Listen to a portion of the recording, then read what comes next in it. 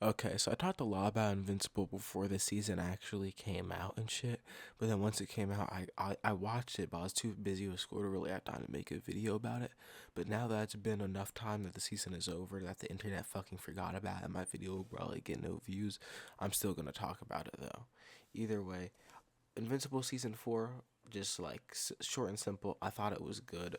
Obviously, I think the animation, certain things could have been good, could have been way better at some points, and that was an issue. No matter how many Invincible Sims will try to say it isn't, I like the show, but the animation definitely was an issue and could have been better at some point, especially considering the extremely high budget of the show. And it's made by Amazon, so they absolutely can, like I said, make a show that's barely animated. Like, it doesn't have to look like Jujutsu Kaisen or like Demon Slayer level animation, but absolutely can be better than what we're receiving. Like, don't get me wrong, there was a point where the animation did shine in Invincible season 4, and it's better than anything we have ever seen before, especially in like highlight moments and like during the peakest moments of the season. It did look good, but there are also moments where it did look really bad, and it was literally just like PDFs gliding and moving and shit.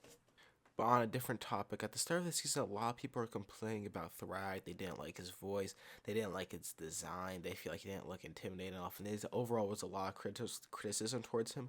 I just want to be the first to come out and say, just like right now, I was not one of those people. I did not criticize. I did not have any fraud allegations towards the Thragg at the start at any point in the series while watching the show.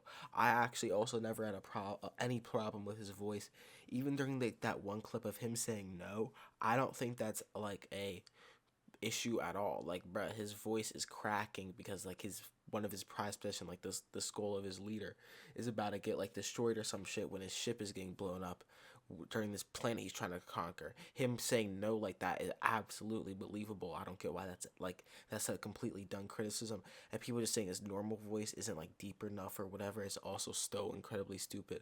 Like they did the same shit with the voice acting of Conquest in like season 3. Like these are just the dumbest criticisms ever. Like that's the one thing with Invincible. The voice acting is very good. And that's probably because they spend too much money on it, getting like celebrity voice actors for fucking like everyone.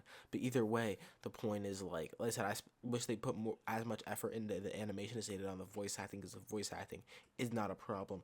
Thragg's voice acting is not a problem, and Thragg's character, like I said, a lot of people were hanging out the first half of the season. It came around in like the second half of the season.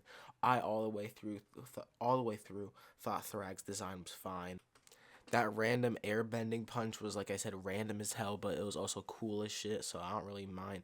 But that also really shows like how crazy Nolan's durability is. And but another thing is also like that's I'm not trying to get like nerdy, and I don't really care about this too much. But like I said, I did something I realized during the show, so I do feel like I should yap about it just a little bit.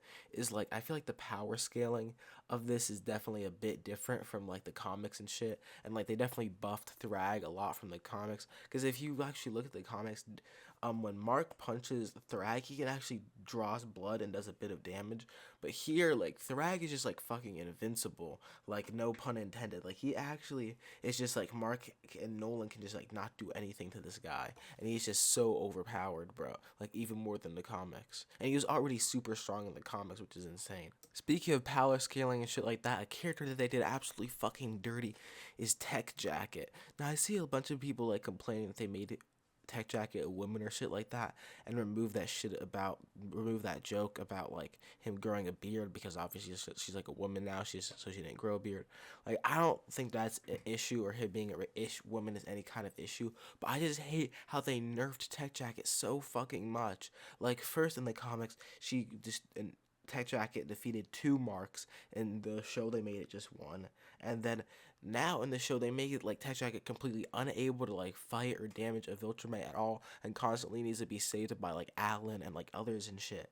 And it's like, bro, how did she even take down this one Mark if she's like completely unable to harm a Viltrumite the way they show in the show? And then in like the final episode, like she have her say like, "Yo, just letting you guys know to Mark and Nolan, by the way, I'm down for anything." Like, bro, no, you are not. You are a fraud. You are like the weakest one here.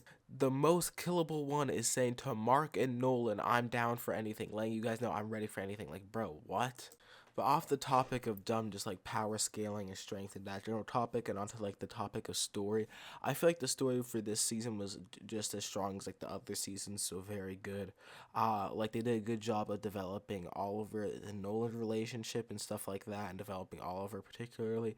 And I felt like they did that, and they did some additional developing with Nolan and Mark that I think was very good. That wasn't in the comics, so I liked all of that. I would have liked to see like what's it called, Paul's and Debbie's, like that breakup happen and more developing as far as that.